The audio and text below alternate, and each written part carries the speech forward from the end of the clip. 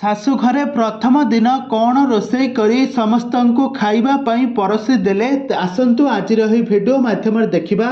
ତେବେ ଦର୍ଶକ ବନ୍ଧୁ ଆପଣମାନେ ତ ସମସ୍ତେ ଜାଣିଥିବେ ସୁମନ ଆଉ ସଫଲେନଙ୍କର ବାହାଘର ସରିଯାଇଛି। ବାହାଘର ପରେ ଏବେ ସୁମନ ଏବେ ତାଙ୍କ ଶାଶୁ ଘରେ କେମିତି ଚଳୁଛନ୍ତି, ଶାଶୁଘର ଲୋକଙ୍କୁ ପ୍ରଥମ ଦିନରେ କ'ଣ ନିଜ ହାତରେ ରୋଷେଇ କରି ଖାଇବା ପାଇଁ ଦେଲେ ଆଉ ଖାଇସାରିବା ପରେ ତାଙ୍କ ଶାଶୁ ଶ୍ୱଶୁର ତାଙ୍କୁ କ'ଣ କହିଲେ ଆସନ୍ତୁ ଆଜିର ଏହି ଭିଡ଼ିଓ ମାଧ୍ୟମରେ ଜାଣିବା। ତ ସେଥିପାଇଁ ଆପଣମାନେ ଆଜିର ଭିଡ଼ିଓଟିକୁ ପୁରା ଶେଷ ପର୍ଯ୍ୟନ୍ତ ଦେଖନ୍ତୁ। ଆଉ ଏହା ପୂର୍ବରୁ ଯଦି ଆପଣମାନେ ଆମ ଚ୍ୟାନେଲକୁ ସବସ୍କ୍ରାଇବ୍ କରିନାହାନ୍ତି ତାହେଲେ ସବସ୍କ୍ରାଇବ୍ କରି ପାଖରେ ଥିବା ବେଲ୍ ଆଇକନକୁ ଦବାଇ ଦିଅନ୍ତୁ। ଦର୍ଶକ ବନ୍ଧୁ ଆପଣମାନେ ତ ସମସ୍ତେ ଜାଣିଥିବେ ସୁମନ ଆଉ ସଫଲେନଙ୍କ ଯୋଡ଼ିକୁ ଆପଣମାନେ ସମସ୍ତେ ଜାଣିଥିବେ ଏକାଠି ମିଶି ବହୁତ ସାରା ଓଡ଼ିଆ ସିରିଏଲରେ ସୁନ୍ଦର ଅଭିନୟ କରିଥିବାର ଦେଖିଥିବେ। ଗତ ଦିନମାନଙ୍କରେ ସେ ବହୁତ ସାରା ସିରିଏଲ ଏବଂ ମ୍ୟୁଜିକ୍ ଭିଡ଼ିଓ ଆଲବମରେ ଅଭିନୟ କରି ଦର୍ଶକମାନଙ୍କ ମନକୁ ଜିତିବାରେ ସଫଳ ହୋଇଥିଲେ ସୁମନ ଆଉ ସଫଲେନ। କିନ୍ତୁ ବର୍ତ୍ତମାନ ସମୟରେ ଏବେ ତାଙ୍କର ରିଅଲ ଲାଇଫରେ ତାଙ୍କର ବାହାଘର ସରିଯାଇଛି।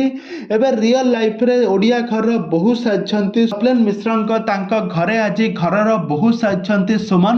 ତ ସୁମନ ଆଉ ସଫଲେନ ଏବେ ବହୁତ ଖୁସି ଅଛନ୍ତି କାହିଁକି ନା ଦୀର୍ଘ ଦିନର ଅପେକ୍ଷାର ଆଜି ଅନ୍ତ ଘଟିଛି।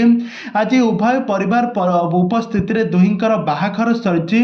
ଓଡ଼ିଆ ଘରର ପରମ୍ପରା ରୀତିନୀତି ଅନୁସାରେ ବାହାଘର କାର୍ଯ୍ୟକ୍ରମ ସମ୍ପୂର୍ଣ୍ଣ ହେବା ପରେ ତାଙ୍କର ରିସେପସନ୍ ମଧ୍ୟ ଗତକାଲି ଯାଇଛି। ଆଜି ସକାଳୁ ସକାଳୁ ଉଠି ଆଜି ସୁମନ ତାଙ୍କ ରୋଷେଇ ଘରେ ପଶି ଆଜି ନିଜ ହାତରେ କ୍ଷୀରି ତିଆରି କରିଛନ୍ତି। ଆଉ କ୍ଷୀରି ତିଆରି କରି ସାରା ପରିବାର ଲୋକଙ୍କ ମୁହଁ ମିଠା କରାଇଛନ୍ତି।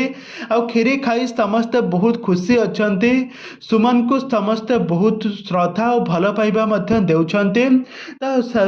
ତ ଶାଶୁ ଘରେ ପ୍ରଥମ ଦିନରେ ଏମିତି କ୍ଷୀରି ଖୁଆଇ ସମସ୍ତଙ୍କୁ ଖୁସି କରାଇଛନ୍ତି ସୁମନ।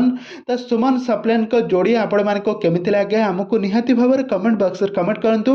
ଆଗକୁ ଏଭଳି ଅଲିଉଡ ସମ୍ବନ୍ଧିତ ବା ସିରିଏଲ ଦୁନିଆ ବିଷୟରେ ଅଧିକ ଖବର ଜାଣିବା ପାଇଁ ହେଲେ ଆପଣମାନେ ଆମ ଚ୍ୟାନେଲ ସହିତ ଯୋଡ଼ି ହୋଇ ରୁହନ୍ତୁ।